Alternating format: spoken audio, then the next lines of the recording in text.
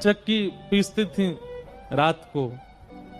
तो जनाबाई का नियम था कि जब वो चक्की पीसती थी ना, तो पीसते पीसते गाती थी, और वो स्वर इतना अच्छा लगता था ठाकुर जी को, इतना प्रिय लगता था कि ठाकुर जी आधी रात में मंदिर से भाग करके आते थे जनाबाई के पास। और ठाकुर जी बैठ करके सुनते थे, जनाबाई चक्की पीसती थी, जनाबाई गाती थी, और ठाकुर जी सुनते थे बैठ करके। रोज आते थे ठाकुर जी, और रोज जनाबाई गाती थी, और वहीं बैठ करके श्री ठाकुर जी सुनते थे।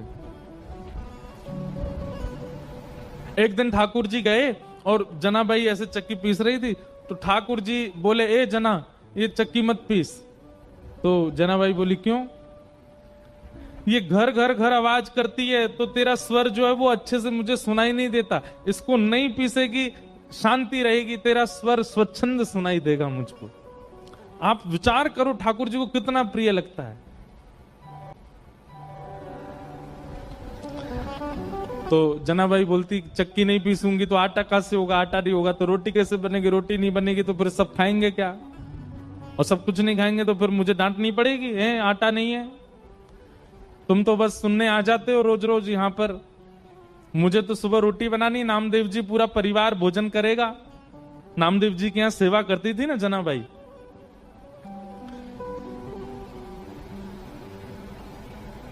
चक्की नहीं रोकती, पीसती रहती, गाती रहती।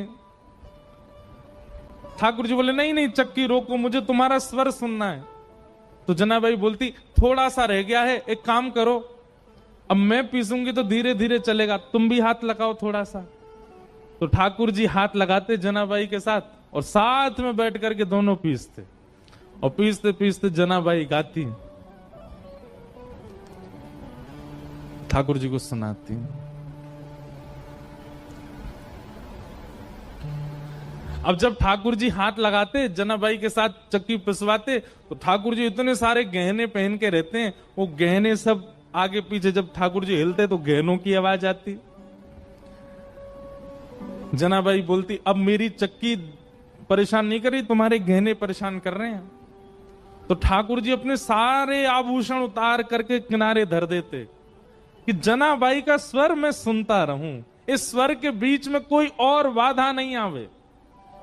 और ठाकुर जी अपने सारे आभूषण उतार करके किनारे में धरते, और जनाबाई के साथ धीमे धीमे चक्की पिसाते, और जनाबाई गाती।